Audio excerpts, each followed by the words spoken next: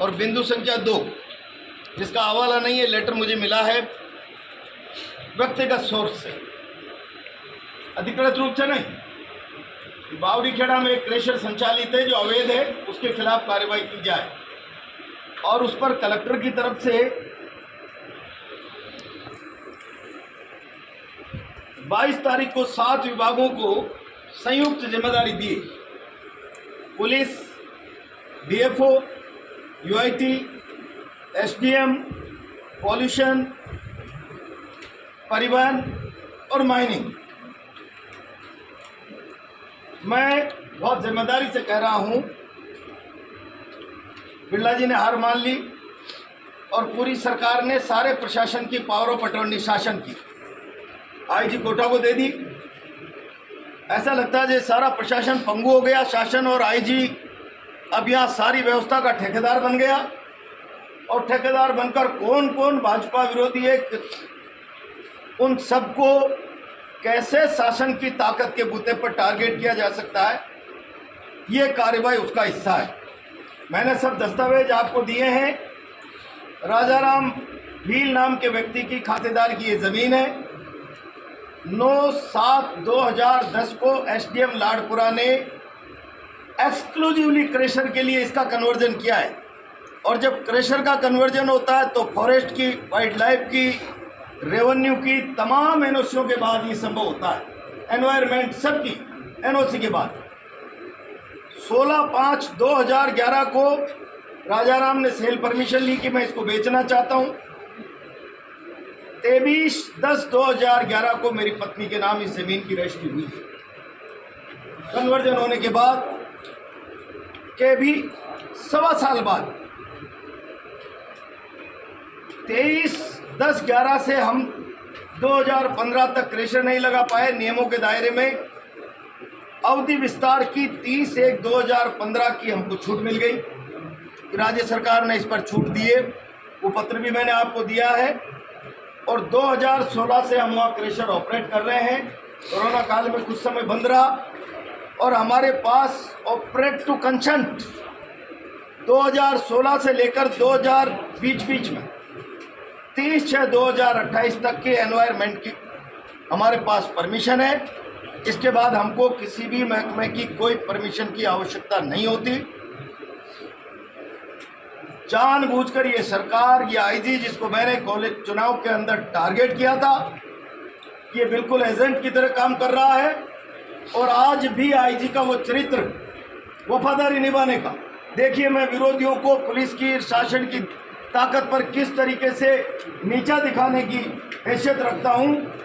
मैं बहुत स्पष्ट शब्दों में चेतावनी दे रहा हूँ, कोई गलत काम करेंगे उसका गंभीर परिणाम होगा। नियमों के दायरे में आप नापना चाहते हैं नाप लें, कोई इलीगल नहीं है। खातेदार से कन्वर्ट शुदा प्लॉट खरीदा है। एनवायरमेंट क्लियरेंस 2028 तक की है। एक एक काम, और चारों तरफ जो खातेदार हैं, मेरी ज़मीन सड़े हुए वहाँ 1 इंच ज़मीन भी न फॉरेस्ट है न सिवाई चक, मेरे खेत के चारों तरफ खातेदार है क्रेशर के। मैं बहुत स्पष्ट शब्दों में कह रहा हूँ, मेरी क्रेशर को आप नाप लीजिए। 4 तारीख के बाद किस फैक्ट्री में कितने 100 बीघा जंगलात है। काली सिंध डीबरी, पीताम्बरा आवा, पलायता और आसपास गड़ेपान, मोती कुआं में कितनी अवैध क्रेशर चल रही है।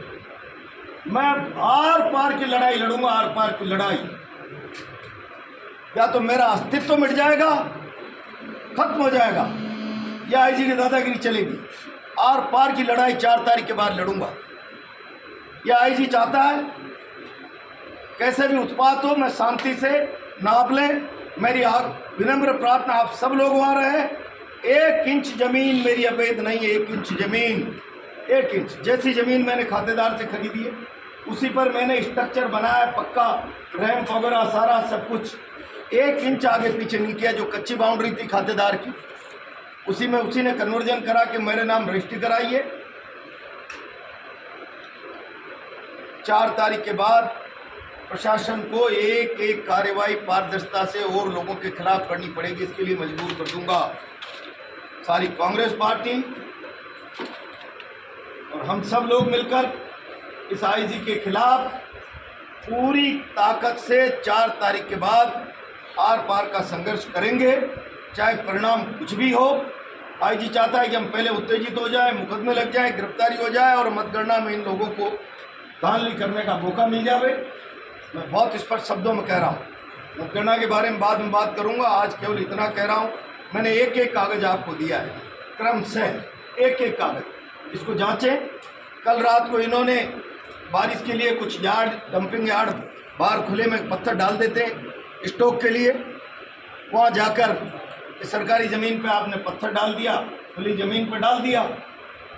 एक जेसीबी को रात के 1-1:30 बजे जाकर, एक डंपर को करो, कुछ भी कर सकते हैं। किस बात के FIR कर 379 कैसे बनेगी? पत्थर तो मेरा है।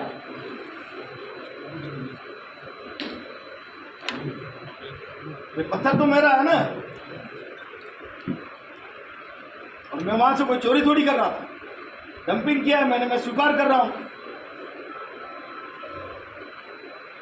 और इसीलिए ये आपने देख लिया, दुर्भावनावश मुकदमे लगाना, बदनाम करना।